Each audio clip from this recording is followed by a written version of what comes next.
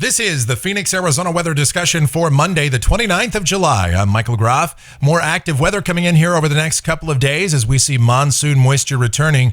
Rain chances will be headed up, but the good news is temperatures headed down. In fact, we might be about 15 degrees cooler by Wednesday than we were yesterday.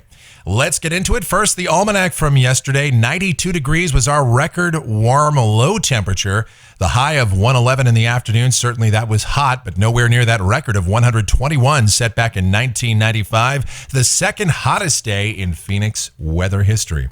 Outside right now here at 7:35 a.m. We've got partly cloudy skies in the valley, 91 degrees at Sky Harbor. Dew points at 59, humidity 34%. The winds are light and the barometer is steady. Temperatures out there right now, most of us are in the upper 80s and low 90s.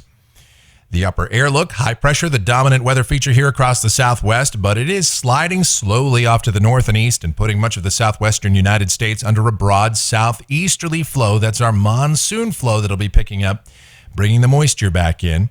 The watch warning map, we've got heat advisories for the valleys of California, an excessive heat warning for the Las Vegas Valley, red flag warnings throughout the interior west. Otherwise, this map is relatively quiet.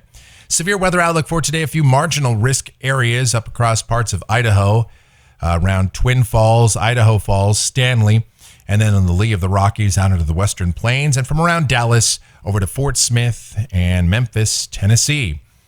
The tropics heating up in the Atlantic Basin. We've got a little wave out here in the eastern Caribbean. This is drifting off to the north and west, and with time, it might become a tropical system. The National Hurricane Center puts that at about a 20% chance. Certainly, yes, it bears watching, but right now, not a whole lot to get concerned about. It's a pretty disorganized system at this time.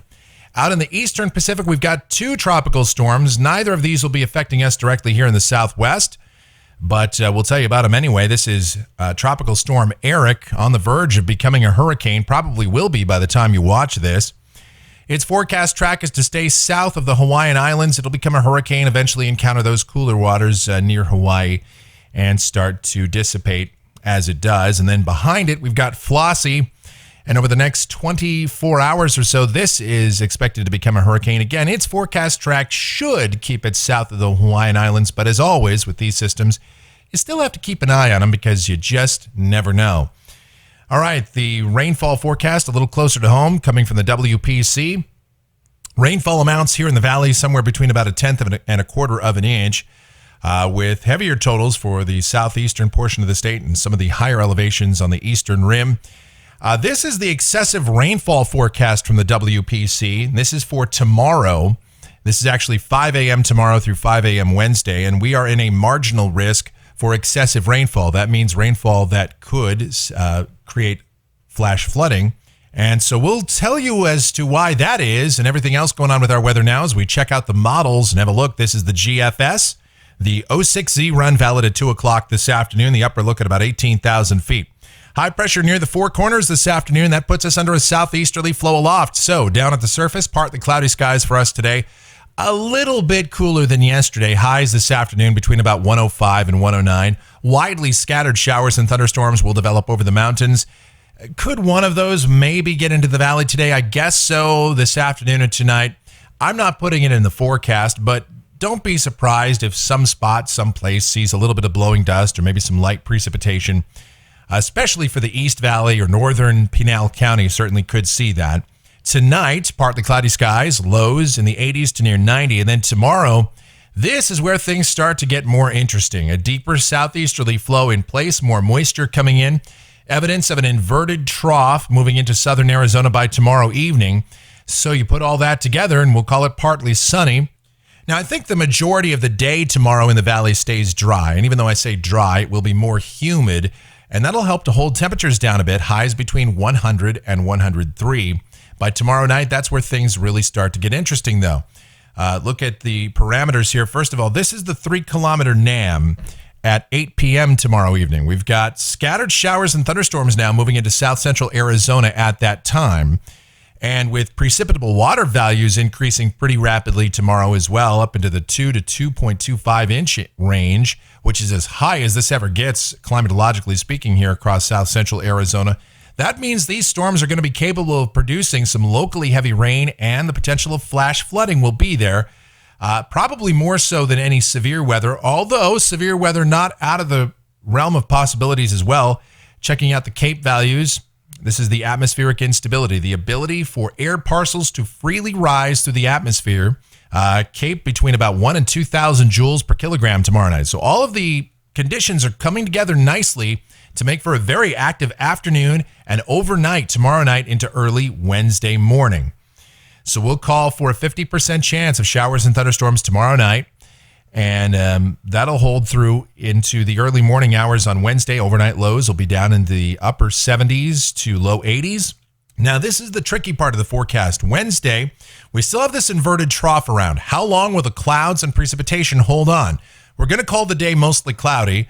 We'll still have a 40% chance of showers and storms going through the day. So just about anywhere at any time, we could see these pop-up showers and storms. It's certainly not going to rain all day. But with the clouds and humidity and rainfall around, I think that holds temperatures down. We're going with highs between about 93 and 97 for Wednesday.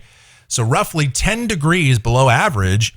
And it's going to feel sticky out there. But hey, a July day in Phoenix with highs in the 90s, you can't beat that, even if it is muggy. And that chance of rain continues.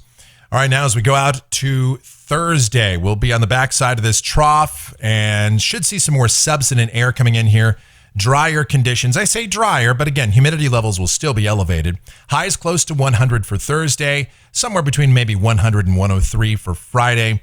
Then over the weekend, we'll still see some clouds around and a slight chance of late afternoon showers and storms. Better chances over the mountains. A low-grade monsoon forecast. Highs 103 to 107 both Saturday and Sunday.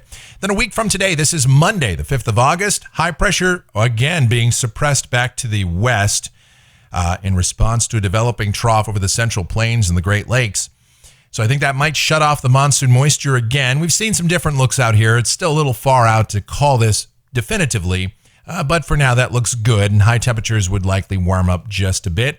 Then going out 10 days, this is the end of the forecast period, Wednesday, the 7th of August, and look at that, a pretty deep trough, negative height anomalies over the northern plains and heading into the Great Lakes. And that's going to push our ridge even further to the west and south. So we might be under a drier northwesterly flow at that point.